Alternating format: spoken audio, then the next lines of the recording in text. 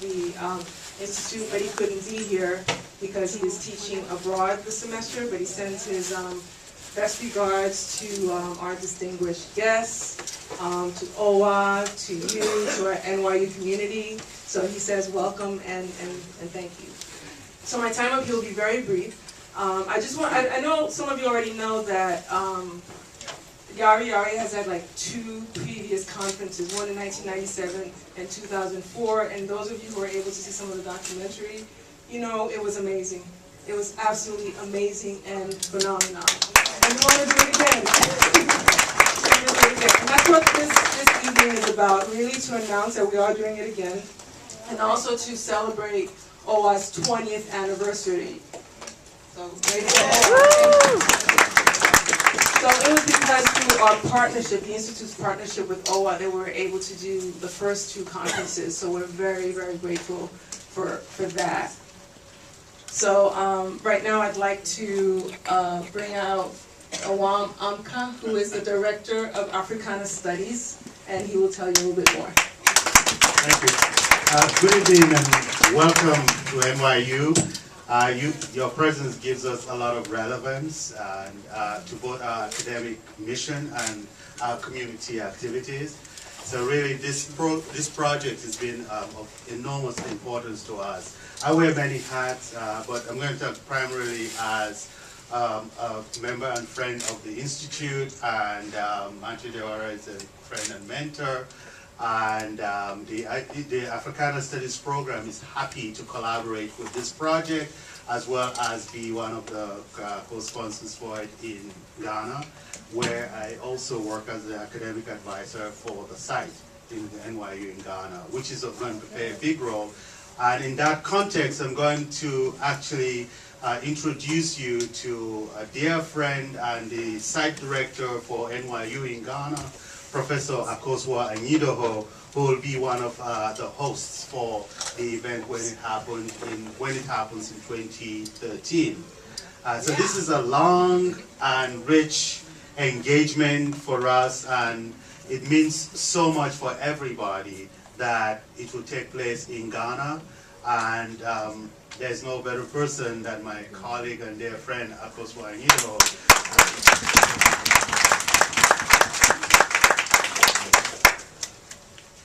Thank you very much, Professor Ampa. Well, I bring greetings from the students, staff, and faculty members of NYU Accra. NYU Accra and the Institute go back to a long time. When the center was established in 2004 in Accra, I want to put on record that the first set of equipment that we had for our film class was donated by this institute. And some of them are still being used by our students, so we appreciate that. I also want to say that in the context of this conference, NYU Accra teaches a course that we call African Women Speak, taught by a distinguished professor, A.C. Sutherland, whom I know some of you know. And that course exposes students to the diversity of the expressive forms of African women, be they in writing, oral literature, performance such as dance and music. And as I speak, there are 11 young men and women who are enrolled in that course and enjoying their time with the professor. I also want to say that we have a creative writing course, which is very popular, taught by 2 distinguished scholars, poets, and writers in Accra. So, I just don't want to take too much time, but just to say that we welcome the idea to collaborate with the Institute. I want to congratulate the Institute for initiating the series and congratulate Manchia and his team, the MOD, for bringing the conference to Africa in 2013. I pledge the support of NYU Accra, and I wish all of us the best, and I hope all of us will be there to enjoy it. Thank you very much. Thank you, Mr. Angelou. I also want to use the opportunity, whenever institutes, programs do anything in academia, as you all know, we always rely on very staunch support from colleagues who are also collaborators in our endeavors. And we're happy to have the Vice Provost for Globalization and Multicultural Affairs, Professor Uli Bayer, who is here, and I'll just introduce him. You can see here who, amongst other things, apart from being administratively involved with our initiatives, is also a collaborator in our artistic and intellectual enterprises. So he's also part of our team. Thank you.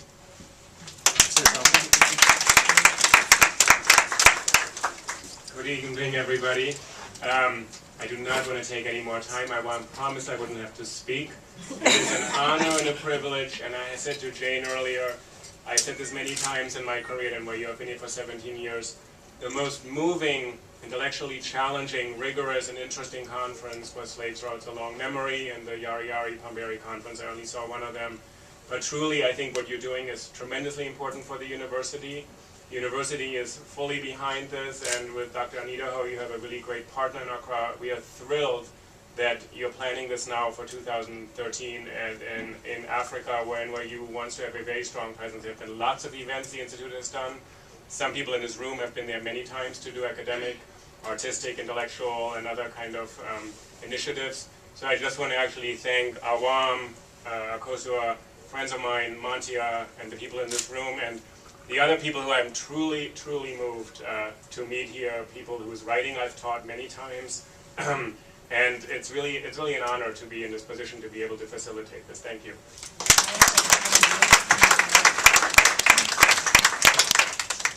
And at this time, I'd like to introduce Rosamund King, who's a professor at Brooklyn College and also the director of OWA's conferences and programs. Rosamund?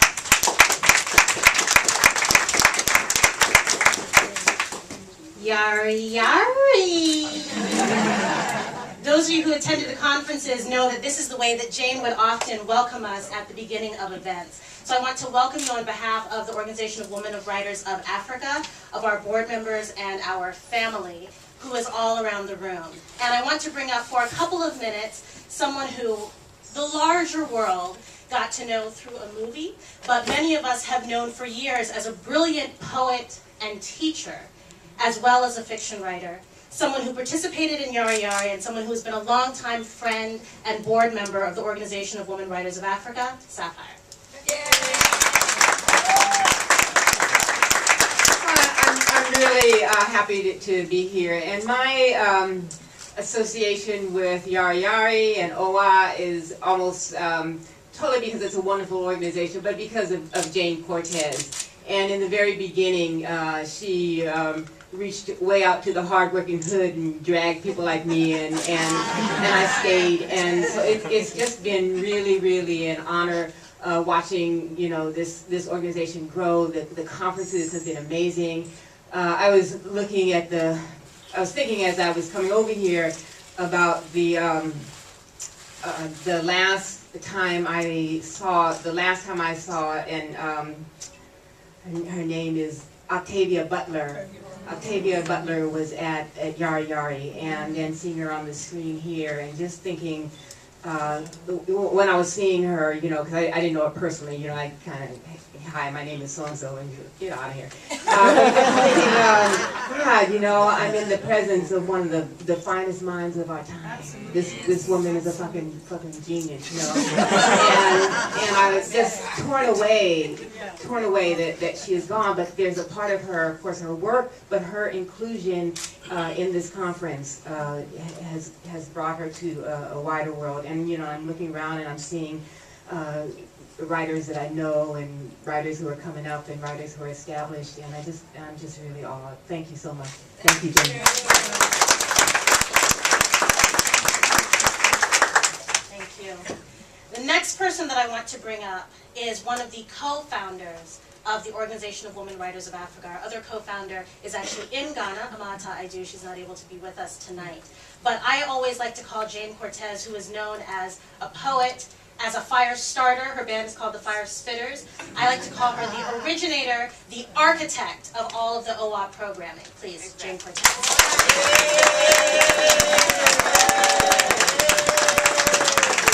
Thank you.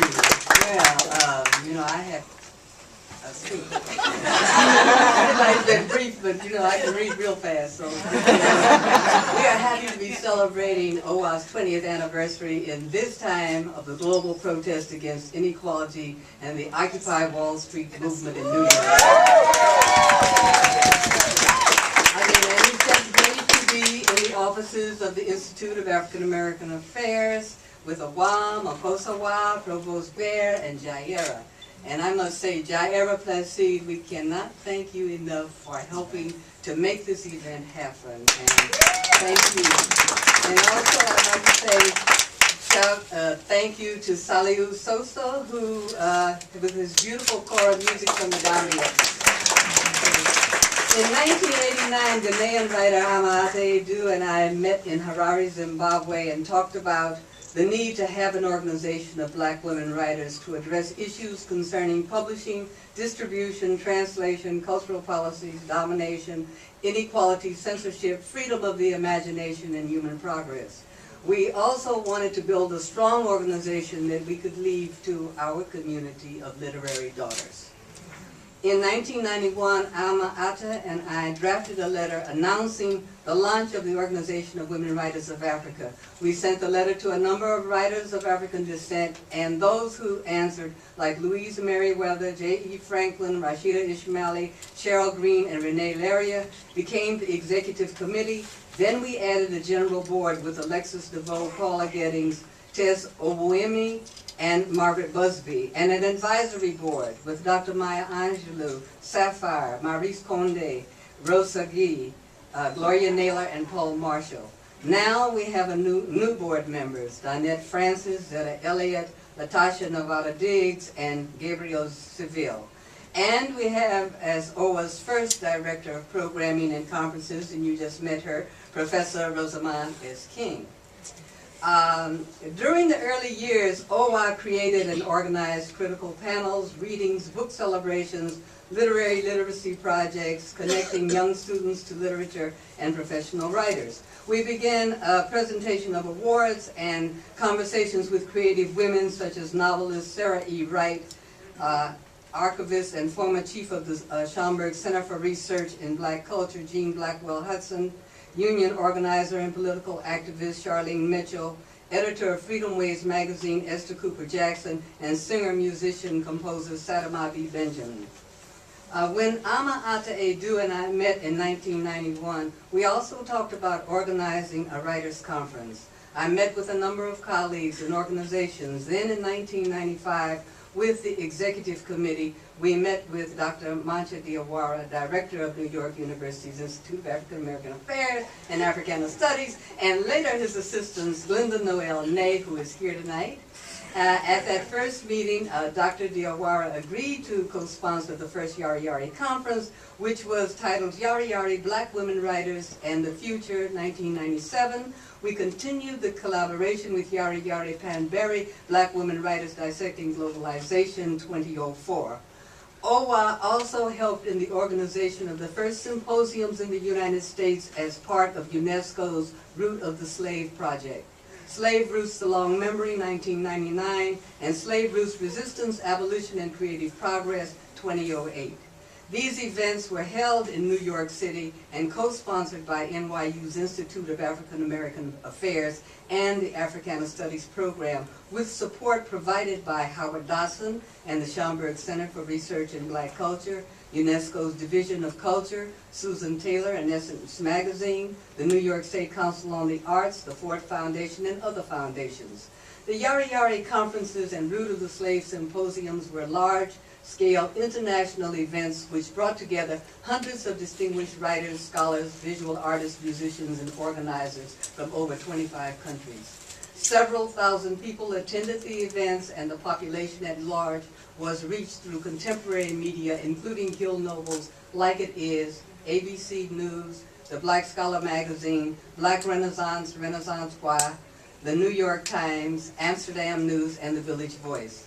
All of the OWA programs have been documented and are available in the OWA archives at the Schomburg Center for Research in Black Culture, and the Yari Yari films are available from Third World Newsreel.